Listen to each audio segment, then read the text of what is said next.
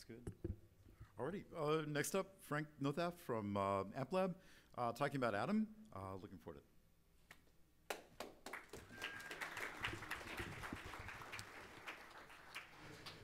Hello, I'm Frank Nothaft. I'm a grad student in the AmpLab. This work is Atom, which is a pipeline system for doing scalable genomic analysis on top of Apache Spark. This is joint work between me and many other people. So Atom is a joint collaboration between Berkeley and about 5 or 6 other institutions, with the main contributors being at the Genome Bridge in Boston, Massachusetts, and Mount Sinai Hospital in New York City. So as you all saw Dave's talk earlier today, genomics is a really big data processing problem. If you start looking at it, whole genome files are huge. You have a single sample is about 250 gigabytes to process. You have 4 samples that already puts you over a terabyte of data. Then biological systems are complex. There's a lot of imperfections in the way that we collect and process data already. Dave was showing you the picture. We have these spools. We cut up the spools, we get the words.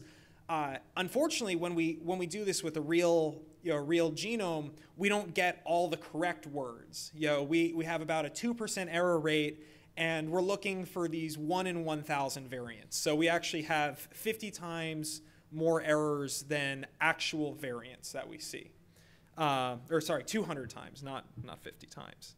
Additionally, when we want to do this analysis, part of the way that we overcome these errors is that we look at many genomes at a single time. Part of this is just to overcome issues where the sequencer sequences the data incorrectly, or where there are certain biases in the sequencing. But as Dave showed you earlier, when we looked at that example with where we have all the patients who have schizophrenia, and we're trying to understand if there's a genomic driver for their disease, we couldn't make heads or tails of the data until we got to about 50,000 patients. The way they used to do this was with what they call a SNP chip, which produced a lot less data. Right now, we want to use whole genome sequencing because it gives us a lot better resolution. We have much more data that we can interpret. The only problem is now, if I have 50,000 patients at 250 gigabytes a pop, I'm looking at several petabytes of data. Then, finally, we always get back to that, as Dave was showing with the example of the child who had the brain disease. Analysis time is definitely a matter of life or death. Right now, if you have a 250 gigabyte file, which is the minimum size file that you need to be to do clinically certified genomics, it takes over a week to process your genome. So that's not necessarily compatible with saying somebody comes into the lab, they've got a life-threatening illness. We'll get to it in the next week. So we're really hoping to, 1, make it so we can do a scalable analysis, and 2, to use the ability to scale up so that we can really drop the latency on a single experiment. Just kind of to refresh your memory, as I was saying, our files are about 250 gigabytes that we operate on. We're trying to find these 1 in 1,000 variants. Once we have operated on and processed the data, we're down to about 10 to 100 megabytes of data that summarizes how a human is different from the reference genome. And Dave took you through this example, but what we're trying to do is, we have a single human genome. We essentially read it by sampling. We shred up the text into these short chunks. Unfortunately, we can't read a single chromosome straight. And then we have to find a way to reconstruct this text. And ultimately, this is an inference problem. There are several different strategies that we use. Some of this is essentially trying to calculate what abundance of reads you have that is in favor of a certain allele at a single position. Alternatively, there are some graphical modes that people use to essentially find contiguous segments and assemble a graph from that. So this is something that we're looking forward to hopefully building in GraphX soon. For Atom itself, so Atom is a set of 3 things: file formats, API, and a command line interface for doing genomic analysis. As Dave was explaining in the talk earlier, we have this big pipeline that we have to run through, and we spend a lot of time moving data through pre-processing stages. So these pre-processing stages handle a lot of the, just cleaning up the data, it's the typical problem in any big data pipeline. You get data, it comes in, it's dirty, and you have to make some process to clean it up before you can run any sort of analysis. A big problem that we face in these current pipelines is the way that the pipelines are structured is we're doing one pipeline stage, we read in the data, we spill the data, we do all the processing, we spill it to disk. We run another processing stage, we read it in, spill it to disk. This may sound like a familiar pattern that we've tried to get away from in the big data sphere. So this is a great fit for Spark. We're really looking at a true iterative pipeline. We can gain a lot from leaving things in memory. However, there's a few other things that we can benefit from. What we've implemented right now on the file system side, or on the file format side, is a schema-based description of genomic data. Right now, people have, genomicists are kind of laughed at in the science community because the number one thing we like to do is invent new file formats. Because every few years we find, that handcrafted, handwritten file format we had a few years ago, just not the state of the art anymore. So we're saying, instead of having a handwritten file format, we describe things with schemas. We can easily move, what our back-end file store is as technology evolves. We then built this API on top of our file formats, and then this command line interface implements all of the current processing stages that people are using just by calling out to the API. So, really just the design goals that we have is that, as I said, we want to be able to be scalable so that we can either handle more data or handle the same amount of data quicker. And then we also want to be able to efficiently parallelize the systems. As I was saying, one of the reasons that we actually moved away from the conventional file formats isn't just that they're kind of hacky and hard to work with. They do a lot of bit twiddling and so on to improve compression and space on disk. But one of the big things that they sacrifice is the ability to do reads and writes in parallel. There are several systems that implement Hadoop readers and writers for the current file format, which is called BAM. But right now, they're really limited to speed up on 16 machines. That's what for us, to hit, we have this big goal of hitting, the ability to process a single genome in an hour instead of a week. And part of the way we're doing this is we're throwing a lot of machines at the problem. So if we're limited to a speed up of 16 on read just because of our file format, that's no good. And additionally, to query this file format using something like SQL, you have to write a lot of essentially just really, really not pretty conduits. So there are people whose entire PhD thesis has been writing a SQL adapter to the current file format. So our goal is really just to take the current kind of ad hoc, handcrafted state of genomics and to try to move things so that it plugs in nicely with ecosystems so that it can easily be used from whatever the current state of the art is on the computing side. From a project perspective, we've been going at this for a little bit over a year. The first work started in April of last year, and things really picked up in September. So we're about 25,000 lines of Scala code. We have a little bit of Java sprinkled in as well. Everything that we do is Apache licensed. And right now we represent about 18 contributors from 6 institutions. A big milestone that we're pushing for is to actually have a production quality release. We're shooting for a production quality release towards the end of this year. What I'm going to talk about a bit today is both how we, some of the optimizations that we've made down at the file block level, and some of the processing that we're doing in memory, some of the pipeline transformations that we've done. So, our system is built, at a low level, we assume that we're underlied by some sort of a block store or some sort of a distributed file system. Nominally, we use HDFS, but we've done a lot of work recently to optimize for using Amazon S3. kind of once we kick up a level, as I said, we're schema oriented. We store everything in Apache Avro. Part of the reason for this is, bioinformatics is definitely not settled on a language. We're not homogeneous at all. Apache Avro has very solid support across about seven different languages. So it makes it easy for us to interact with other applications that are out there. Finally, obviously we're running on top of Spark. That's why we're here at Spark Summit. But some of the Spark is right now the big workhorse in the pipeline. It allows us to churn through a lot of data.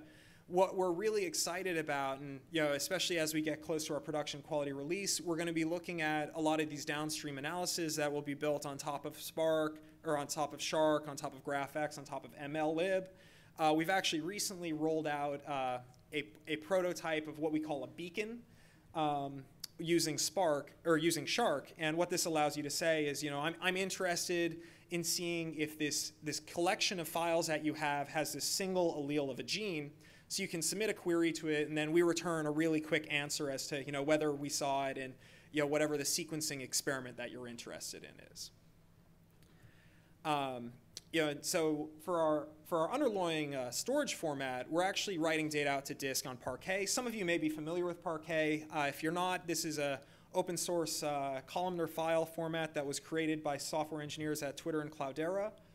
This was originally based on Google Dremel, and it just was recently accepted to the Apache incubator. So it's an exciting project, and it's growing really well. There were several big reasons that we chose a columnar file format. One, with a columnar file format, it's very easy to select specific columns, and this actually really lines up very well with genomics. There's one specific translation that we were looking at that people do a lot to check the quality of the sequences they have, essentially to make sure, the sequencer, did it spit out good data, or did I mess up my chemistry when I was running my sequencing experiment? It essentially looks at, we have about 33 fields in our schema. It looks at 6 of them, and specifically 2 of the fields account for 70% of the data on disk. They just don't compress well. They're very large fields. And of the 6 fields that it reads, those 2 are not present. So just by having a columnar storage format that allowed us to actually specify what columns we want to read instead of reading the whole records, we were able to get about a factor of 20 speed up right there. And this is even an optimization that they made in the legacy file format, is that they do lazy decoding. So even then we weren't really paying a full penalty for that, but we were still sucking the bytes off of disk. So that was a big benefit. Additionally, so Parquet actually has several different compression formats. Being a columnar store, it's really is awesome at compression. So one, we're able to actually fully denormalize our schema.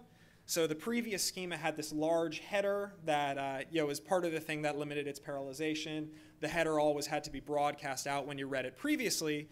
We were able to fully denormalize the header. We got rid of it. All of our files are headerless, which is wonderful. If you want to access the header information for your, for a single record, it's all contained right there in the record. And even still, we're about 5 to 25% smaller without having to do any manual optimizations and with a fully denormalized schema. So as I was saying, we get really fast scans because we have the columnar, we have the ability to select specific columns. Another thing that's really great is that it also gives us these projection, these push-down predicates. So, one of the common access patterns in genetics is, surprisingly enough, to say, I want to read a specific region of the genome.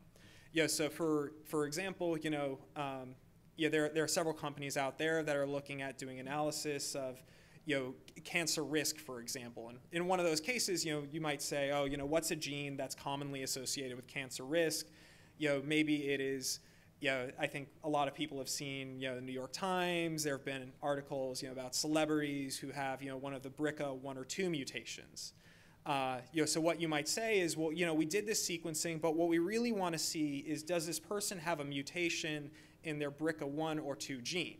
So you would say, I have this specific range, it's maybe, order of 10,000 bases out of this, 3 gigabase, this 3 billion bases genome that I want to read. So in Parquet, what we do is we say, okay, you're only going to deserialize those fields. So you're going to look at what chromosome we're on and what the start and end positions are. And then we're going to see if that passes our, our predicate. So once again, these are 3 small fields. They're, we did some looking at this, and it's about 2% of the size of the data on disk. So we read that. We read that for all of the samples, or for all of the records. We only select then the records that that pass the predicate, and we actually fully deserialize those records off disk. So that gives us somewhere between a 3 to 10x improvement on performance, depending on how much data we are pulling off disk, how many data or how many records are failing the predicate. Finally, there are a few optimizations that we're working on. The team that we work with at the Genome Bridge in Boston, their main goal is to support a group of population geneticists who have these big data sets that are sitting on S3. So one of the big things they've been working on is a way to essentially make Parquet act natively as if it's running on HDFS while it's going out to S3. So there's a few optimizations they've been working on recently. They're currently sitting in the Atom repository, but we're working on separating this out from the main Atom repository and into a different repository, because this would be useful to more people than just the people who want to analyze genomic data. Additionally, we're interested. A lot of people like to use Amazon's spot instances because it saves money. So one of the things with this is that you might want to modulate the amount of work that you're running as the price of spot instances changes throughout the day. So we're this is something that we're looking at, if there's a smarter way to essentially schedule work for these long-running task flows. Finally, I'll talk about a part of the algorithmic work that we're doing in our toolkit. As we were mentioning, there's a lot of these stages of these pre-processing where we're trying to clean up the dirty data that we get out of the sequencing. And one of these stages is BQSR, or for most of everyone else, base quality score recalibration. So we mentioned earlier that DNA sequencers read 2% of the sequence incorrectly. And what's good, though, is that for every single base that they read, they provide us a quality score, which is essentially just some measurement of how likely they were to have read that single base correctly. So this is good, but one of the problems is that a lot of the errors that we have in the reads are actually, there are these systemic errors that, there are these correlated errors, and the sequencer, when it's assigning a quality score, can't take that information into account. So for example, when we do the sequencing, what essentially happens is that base by base, we read off all the DNA from all of the reads in lockstep. So one of the frequent places where a correlated error happens is that all of the bases that we read in cycle 50 are incorrect. It just happens that something was strange. Maybe the sequencer overheated and we just didn't read the values correctly that round. Who knows? However, when the sequencer is trying to make these local scores, it can't score correctly. So the way that we handle this is we actually split, we essentially take all of the bases together and we try to create some sort of a tree that we aggregate data on. So what we like to think of is that all of the data has these covariates. So one of them might be the read groups, and what that essentially means is that all of these reads came from the same part of the sequencer. So they were all sequenced together. They share common chemical properties. Then below that, what we have here, the second row down might be reads that or bases that all had the same quality score. From here, once we've divided all the bases up, what we try to do is we try to mask them and then count how many of the how many of the bases in this bucket were actually incorrect. So we mentioned earlier, there's a lot of, there is about 1 in every 1,000 bases are variance. The way that we count whether something is correct or incorrect is we expect that it's going to match the reference unless, so like we expect that something is always going to match the reference, and that is our definition of correct. So we align the reads to the reference genome. We say, is this base, does it match the reference? If it doesn't match the reference, we count it as an error. However, this is kind of crude because, as we said, 1 in every 1,000 bases should vary from the reference.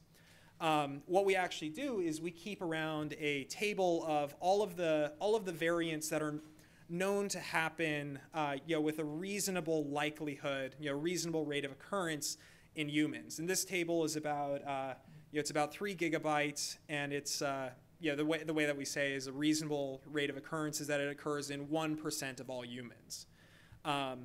So we mask out all sites where we expect change to happen, and then we just go through, we put things back into this bucket, into this tree, and in every single bucket, we evaluate how many of the bases were correct, how many of the bases match the reference, how many of the bases were incorrect, and we recompute the quality score that we expect to see.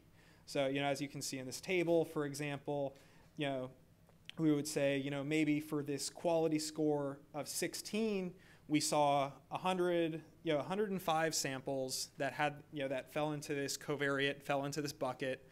One of them was incorrect. We had said it should have been a quality score of 17, but this would lead us to revise our estimate down a little bit to 16. And in case these numbers aren't exactly, 16, 17, don't really give you great context. This is a negative log, it's a log likelihood of failure. So quality score of 10 is 0.9, 90% chance of correct. Quality score of 20 is 2 nines, 30 is 3 nines, and so on. So that's just a brief overview of what we're working on and some of the strategies that we're using to accelerate our pipeline. As for the future, what are we doing? Our real big emphasis right now is pushing towards the production release, and the way that we're trying to hit this production release is to make sure that we're as close as possible to the current best of breed algorithmic tools out there. So we're really comparing very hard on accuracy. For those of you who aren't familiar with bioinformatics, what's interesting, Dave showed us earlier, we're hitting about a 50x performance improvement over the current state of the art. And one thing he didn't mention is that we're actually doing this at a lower cost. While 50% improvement at lower cost is good, the fact of the matter is biologists are not they're not interested in those trade-offs if we sacrifice any accuracy. So we're really pushing hard on this, and what's actually been very, very good and very fulfilling is that we've, when we've been pushing hard on this accuracy, we've actually found bugs in other tools. So in the BQSR example, this base quality score recalibration, we were trying to compare to the only other tool that implements this, that's used in a lot of clinical sequencing centers. We were off in 5,000 paces, and we wound up finding out that the reason that our results didn't match the current best tool is it was actually a bug in the old best tool. So it's a good feeling, but it's hard work. So we're pushing towards that for the end of the year. There's also been a lot of interest in the community in language bindings for other languages. So we're hoping to sometime towards the late summer release Python bindings for our API, and maybe eventually R bindings as well. And finally, we're highly involved in this project called the Global Alliance for Genomic Health. So they're building an API that's supposed to be vendor neutral for accessing genomic data. So we're really interested in this in the spirit of pushing along open science and reproducible science. So we're building a set of tools for launching up a cluster and administrating a cluster running Atom. And one of the emphasis there will actually be fully supporting this API from the Global Alliance for Genomic Health. And finally, we're an open source project. We love to have contributions. We do maintain on our GitHub a list of open enhancements, and we tag. So the nature of our project being kind of at the cross of disciplines between computer science and genomics is that some of our open issues require more computer science knowledge. Some of them require more genomic knowledge. We've tried to tag all the issues that don't require genomics background as pick me up. So if you're interested in taking on an issue, feel free to look there, comment. And as I don't have the nice big picture of Matt as Dave did, but we are also looking for 2 full-time engineers. So if you're interested in the position, you'd like to join us, please find Matt somewhere. I'm sure he'd be interested in talking to you. And finally, I just want to acknowledge all of the collaborators that I have on this project. We're really lucky. We have a huge team collaborating across many different sites. Every month we have a few new people who pile onto the project. Thank you all for your time, and I'll take some questions.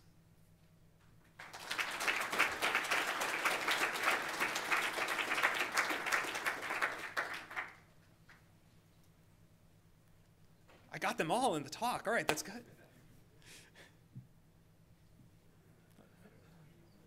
No, you seem to be good. Yeah. Yes, one question, please. Once you've processed the genome to retain only the variants for that particular sample, do you have an easy way to go back and say you publish that variants for other researchers research? Is there a possibility to go back and say, oh, I found some issues with the genes? Is there some way to see, to verify the rate that led to that? Sure. So that's a good question. Essentially the question was So the question was so let's say I've done my processing and I've arrived at a set of variants. Is there a good way to publish the variants so that if I wanted to essentially go back and debug them later, someone comes and says, hey, I'm not sure if this was the correct call, or I want to experiment on this further. Is there a good way to publish that? Yeah, so one of the things that we've been working on, actually in a slightly downstream project that does the final analysis to take the post-process reads and to compute variance, is to emit the essentially the sufficient statistics for every stage of analysis that we do. So the final stage of processing is really just a statistical inference problem. And in that, we collect a lot of statistics, and we emit a lot of those statistics with the variance, but we're also looking for ways to capture some of the more region-specific information that's not currently emitted with the variance, and to serialize that to disk so that you can go back and, one of the use cases is debugging it later, but another big use case is using that as a prior for the next time you call a sample. Yes. Traditional policies that are used for swapping out of memory and this do not work for genome data. So do you have any specific ways of handling that, or how are you doing that? Yeah, so the question was that traditional policies for swapping out of memory onto disk may not work for genomics, and whether we have any specific policies for that right now. That's not something that we've really been looking at very seriously. We've been operating on nominally on clusters that are much larger than the input data size for the purpose of testing the latency of our system. It is a very good question. It is definitely something that we're going to have to look at more seriously sometime soon, especially as we start considering the cases where we're processing many samples at a single time.